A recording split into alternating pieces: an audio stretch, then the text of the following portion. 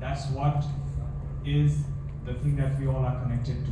But besides that, when we come to the FinTech ecosystem, when we come to the digital ecosystem, very glad to see the vision that we have for 2030 by the Myanmar Digital Economy Association. The challenges were similar in Nepal. Largely informal economy, 27 banks, like here we have 31, and many microfinance companies, B-class banks, C-class banks.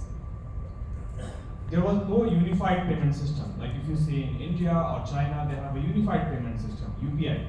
So any new wallet or any new payment system, they can connect to UPI, they are connected to all banks. There was real-time bank transfer, real-time bank tapping. But in Nepal or in Myanmar, there is no unified payment system. There is no unified QR. Now, Myanmar is working on Myanmar QR, but if you go to the shops outside, you will see there are multiple QR codes in all the shops. Same problem we had in Nepal also. And there was no national ID, printed national ID. Like if you see the boom of India, it was after the Aadhaar card. So that ID management is the base layer. Once the base layer was enabled, then they had Aadhaar enabled payment system, UPI, and then other things, and the impact is huge. Here also, if you see the Nepali citizenship, it is handwritten. We tried a lot of OCR, but it is very difficult to get 100% accurate recognition. Same for Myanmar NRC also. Right? So the challenges are so much similar. Again, talking back to the merchant ecosystem. We can build a good payment system, but if the merchant does not accept payment online, you can't integrate. Right? The merchants, the billers, they had not invested a lot of money in the ecosystem, and that's why the payment was also not coming online. So this was the challenges that Nepal faced, and even the government payments, they were not digitized. In fact, all the ministries, they were working in silos. One ministry doesn't talk to other ministry.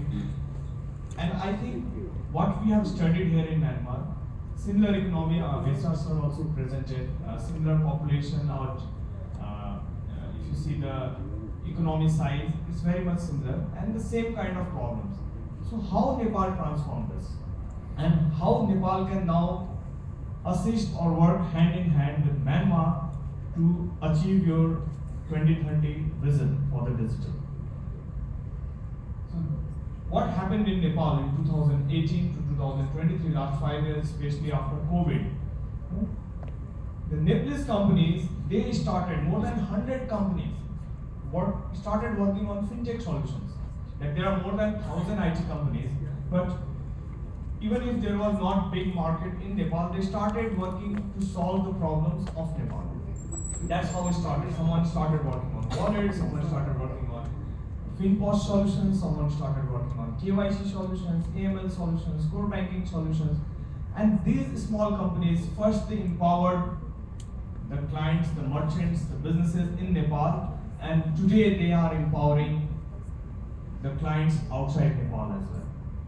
And that is how the journey started in Nepal. If you see the result of this, the overall transactions, if you see in India, it is 20-23%, and Nepal is actually somewhat ahead in terms of percentage. 23% transactions have been digitized already. And in a country where the population is 30 million, more than 20 million people are already using mobile banking and digital wallets actively. So that base, and all local build solutions, local CBS, local mobile banking solutions, local wallets, local AML solutions, local KYC solutions, local remittance solutions. Nepal receives one of the largest remittance in terms of GDP. 30% of the GDP is from remittance. Because a lot of Nepali diaspora, they are in different countries working. So if you see Myanmar also, a lot of Myanmar people, they are in Thailand, they are in Singapore, they are in Malaysia. They can send money officially.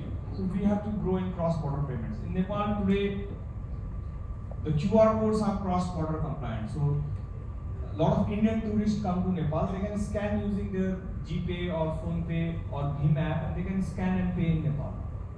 It's like seamless. So all those things were locally built, local payment service operators, local payment service provider, and the result is here. 20 million population using mobile wallets and out of 1.9 million SMEs, registered SMEs in the tax department, 1.3 million have QR codes already. So now, even if there's small informal, if you go to buy vegetables, if you go to buy local, if you are using a local rickshaw, if you are buying a look from a local shop, they have the QR code now. And QR code, it is cheaper than cards. In cards, there is bigger transaction fees, and for QR codes, you don't have to be present physically also. What is happening? Like people are sitting in their home, they are calling that, okay, please send me 2 kg mangoes, and the vendor is just sending the QR codes in the chat, in WhatsApp or something, and the payment is done. You don't have to even buy the POS device, which would cost $100 or something, right? QR code is just print out. People are printing out in their ID card. If you make payment, there is a QR code, they will just do like this and collect payments. So this is how the Asian economy has evolved. Card is more Western economy, right? Because of the cheaper transactions. So because of all this, Nepal could make that leap, having same challenges, no unified payments, no central QR. Still Nepal could achieve this, and now we also are on a path to go less cash very soon. So this is the statistics from the central bank. You see, this is the change from fiscal year 21-22 to fiscal year 22-23. See how fast the QR payments have grown. Retail payments have surpassed like with 1.3 million merchants. And then there are National Clearing House, which takes